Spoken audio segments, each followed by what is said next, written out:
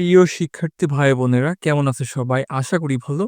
তোমরা যারা ২০২৬ সালে এইচএসসি পরীক্ষা দিবে আজকের সাজেশনটি শুধুমাত্র তোমাদের জন্য। আজকে তোমাদের পরিণীতি ১ম পত্রের সাজেশনটা দেওয়া হবে। কয়টা অধ্যায় পড়তে হবে, অধ্যায়ের কোন টপিকগুলো পড়তে হবে, এই বিষয়গুলো নিয়ে আমরা আলোচনা করব। তো তোমরা হচ্ছে সৃজনশীলের জন্য এই অধ্যায়গুলো একটু ভালোভাবে পড়বা। আর এই সাজেশন ফলো করলে তোমার নতুন করে আর কোনো টিচারের সাজেশনই ফলো করতে হবে না। এই একটা সাজেশন দিয়ে তুমি টেস্ট এবং ফাইনাল শেষ করতে পারবে। তো এখন থেকে এই টপিকগুলো পড়া শুরু করো। তুমি টেস্টেও 100% কমন পাবা। মানে এই টপিকগুলোর বাইরে থেকে ইনশাল্লাহ কোশ্চেন হবে না, ফাইনালেও হবে না। ওকে? সো এখান থেকে তোমরা পড়বে হচ্ছে ১ম অধ্যায়, ৩য় অধ্যায়, ৫ম অধ্যায়, ৬ষ্ঠ অধ্যায়, ৭ম, ৯ম এবং হচ্ছে ১০ম। সো ১ম অধ্যায়টাতে পরিণীতির জাস্ট হচ্ছে পরিচিতি আর অন্যান্য বিষয়ের সাথে বা অন্যান্য শাখার সাথে সম্পর্ক। এখান থেকে ক, খ আর এমসিকিউ বেশি আসে। তোমরা হচ্ছে ৩য়, ৫ম, ৬ষ্ঠ, ৭ম, ৯ম, ১০ম এই কয়েকটা অধ্যায় হচ্ছে বেশি গুরুত্ব দিয়ে পড়বা। আর এই কয়েকটা অধ্যায় পড়লে তুমি হচ্ছে ৮টা থেকে ৯টা সৃজনশীল ইনশাল্লাহ কমন পেয়ে যাবে। দিতেই হবে তোমাকে মাত্র ৭টা। আর এমসিকিউর জন্য কিন্তু তোমাকে সবগুলো অধ্যায় পড়তে হবে। ওকে। সো ১ম অধ্যায় থেকে তোমরা হচ্ছে পড়বা। ১ম অধ্যায় রয়েছে তোমাদের পরিণীতি ও সুশাসন, সুশাসনের পরিচিতি এরকম একটা অধ্যায়। তো এখান থেকে পরিণীতির ধারণা, পরিধি পড়তে হবে। সো এখান থেকে হচ্ছে ক, খ এসে থাকে।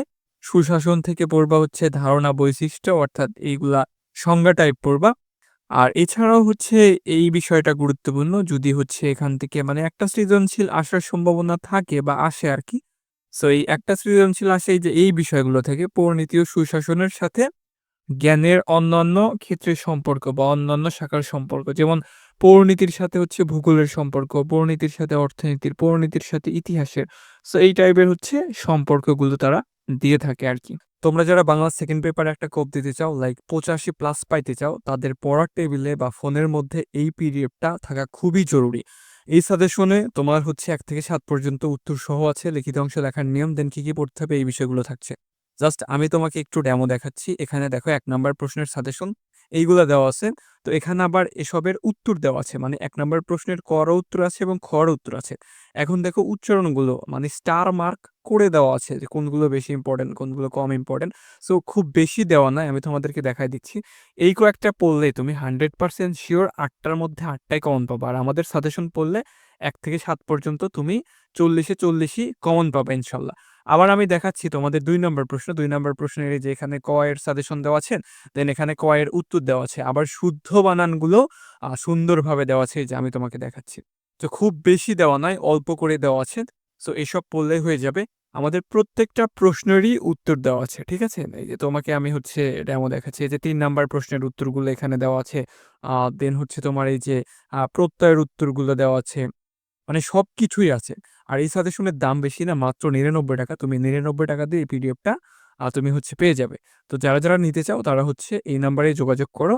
WhatsApp এ নক দিলেই এই পিডিএফটা তোমরা পেয়ে যাবে। সো এবার আসি হচ্ছে ৩ নাম্বার অধ্যায়। ৩ নাম্বার অধ্যায়ে থাকবে মানে ৩ নাম্বার অধ্যায়ে তোমাদের মূল্যবোধ, আইন, স্বাধীনতা ও সাম্য এই বিষয়ের উপর। মূল্যবোধের এই টাইপের হচ্ছে মানে এগুলা সংজ্ঞা এবং ক, খ র জন্য পড়বা। মূল্যবোধ এখানে ধারণা, শ্রেণীবিভাগ পড়তে হবে। মূল্যবোধ ও সুশাসন থেকে পড়বা হচ্ছে আইন, ধারণা, শ্রেণীবিভাগ। স্বাধীনতা ও সাম্য থেকে ধারণা, শ্রেণীবিভাগ, পারস্পরিক সম্পর্ক, স্বাধীনতায় সাম্যের গুরুত্ব এই বিষয়গুলো হচ্ছে পড়তে হবে। গণতান্ত্রিক মূল্যবোধ থেকে ধারণা এবং গুরুত্ব এইগুলা হচ্ছে একবার রিডিং পড়বা। মানে বইটা রিডিং পড়লে তোমার এমসিকিউ এবং সিকিউর জন্য অনেক হেল্পফুল হবে। আর এইগুলা রিডিং পড়ার পরে এই অধ্যায় থেকে লাইক আমরা এখানে ৩য় অধ্যায় নিয়ে আলোচনা করছি। এই ৩য় অধ্যায় থেকে বিগত বৎসরের বোর্ড প্রশ্নের ক, খ গুলো পড়ে নিবা। ঠিক আছে? আর যদি মন চায় ২-১ টা হচ্ছে গ, ঘ পড়তে পারো। সো বিগত বৎসরের বোর্ড প্রশ্ন প্র্যাকটিস করা ছাড়া আর কোনো কিছু প্র্যাকটিস করার দরকার নাই। বোর্ড প্রশ্নের ক, খ পড়লে ইনশাল্লাহ 100% প্রিপারেশন হয়ে যাবে। আর বোর্ড বই যেহেতু ১ বার বা ২ বার রিডিং পড়া থাকছেই তোমাদের, তো রিডিং পড়া থাকলে তোমরা গ, ঘ গুলো খুব সহজে লিখতে পারবা। আর পরিণীতি হচ্ছে ১ম পত্র এমন একটা সাবজেক্ট এমনিতেই এমসিকিউ ২৬, ২৭, ২৮ টা হয়ে যায়। সিকিউও ভালো হয়। এত চাপ নেওয়ার কিছু নেই। ঠিক আছে? আর যে টপিকগুলো দেওয়া হচ্ছে এর বাইরে থেকে ইনশাল্লাহ প্রশ্ন হবে না। তো এবার আসে হচ্ছে ৫ম অধ্যায়। ৫ম অধ্যায় রয়েছে নাগরিক অধিকার ও কর্তব্য এবং মানবাধিকার। সো এখান অধিকার থেকে পড়বা হচ্ছে শ্রেণীবিভাগ, তারপরে হচ্ছে বিশ্ব ও নাগরিক অধিকার পড়তে হবে, বাংলাদেশ তথ্য অধিকার আইন এই বিষয়টা গুরুত্বপূর্ণ। নাগরিক জীবনে তথ্য আইনের প্রভাব এইগুলা হচ্ছে তোমাকে পড়তে হবে। এছাড়া কর্তব্য আছে, কর্তব্য থেকে অধিকার ও কর্তব্যের সম্পর্কে মানবাধিকার এবং মানবাধিকার সমূহ মানবাধিকার নিশ্চিতকরণে সুশাসন। এই তো ৬ষ্ঠ অধ্যায় রয়েছে রাজনৈতিক দল, নেতৃত্ব ও সুশাসন। এই রাজনৈতিক দলগুলো থেকে পড়তে হবে গণতন্ত্রে রাজনৈতিক দলের কার্যাবলী এবং হচ্ছে তোমার আ চাপ সৃষ্টিকারী গোষ্ঠী, সুশাসন ও চাপ সৃষ্টিকারী গোষ্ঠী, নেতৃত্ব থেকে হচ্ছে সংজ্ঞা পড়বা, প্রকারভেদ পড়বা এবং প্রয়োজনীয় গুণাবলী পড়বা। ৭ম অধ্যায় আছে, ৭ম অধ্যায় তোমার হচ্ছে গুরুত্বপূর্ণ আছে। এখান থেকে সিকিউ তো মাস্ট আসবে, এমসিকিউ অনেক এসে থাকে। এখানে রয়েছে সরকার কাঠামো ও সরকারের অঙ্গসমূহ। সরকার কাঠামো থেকে তোমাকে এইগুলা পড়তেই হবে। আইন বিভাগ, শাসন বিভাগ এবং হচ্ছে বিচার বিভাগ। এগুলার বিস্তারিত পড়তে হবে। গঠন ক্ষমতা কার্যাবলী এগুলা পড়তে হবে। বিচার বিভাগের স্বাধীনতা এখান থেকে পড়তে হবে। বিচার বিভাগের স্বাধীনতা রক্ষার উপায়, আইনের শাসন প্রতিষ্ঠায় বিচার বিভাগের ভূমিকা, তারপরে হচ্ছে আইনের শাসন, বিচার বিভাগের পারস্পরিক সম্পর্ক, ক্ষমতার স্বতন্ত্রীকরণ ও ভারসাম্য নীতি। সো এগুলা পড়লেই হয়ে যাবে। ৯ম অধ্যায়ে রয়েছে আমলাতন্ত্র। এখান থেকে তোমার হচ্ছে এই যে ধারণা এবং বৈশিষ্ট্য এগুলা হচ্ছে সংজ্ঞা টাইপ পড়বা। এই ম্যাক্স ওয়েবারের আদর্শ আমলাতন্ত্র এটা গুরুত্বপূর্ণ। তারপরে হচ্ছে আমলাতন্ত্র ও লাল ফিতার দৌরত্ব গুরুত্বপূর্ণ। আমলাতন্ত্র সিদ্ধান্ত গ্রহণ প্রক্রিয়া এটা একটু হালকা পড়ে নিও, রিডিং টাইপের। এখানে লাল ফিতার দৌরত্ব এবং ম্যাক্স ওয়েবারের আদর্শ এই ২টা গুরুত্বপূর্ণ। এবার আসে হচ্ছে ১০ম অধ্যায়। ১০ম অধ্যায়ে রয়েছে তোমার হচ্ছে দেশপ্রেম ও জাতীয়তা। এখান থেকে জাতীয়তার হচ্ছে সংজ্ঞা পড়তে হবে, ধারণা পড়বা, উপাদান পড়বা। জাতীয়তা নির্ধারণ নীতি, সংস্কৃতি ও ভৌগোলিক। এখান থেকে হচ্ছে বা জাতীয় নির্ধারণ নীতি, সংস্কৃতি ও ভৌগোলিক পড়তে হবে এবং দেশপ্রেমের ধারণা, জাতীয়তা এবং দেশপ্রেম। সো এই বিষয়গুলো পড়লেই হয়ে যাবে। তো আমরা মূলত হচ্ছে যে মানে যে টপিকস গুলো দিলাম তোমাদের এইগুলা হচ্ছে ভালোভাবে পড়বা।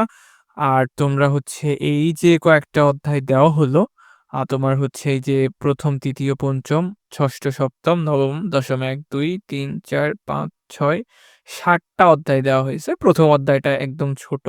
তো বলা যায় যে ৬ টা অধ্যায় দেওয়া হয়েছে ১০ টার মধ্যে ধরো।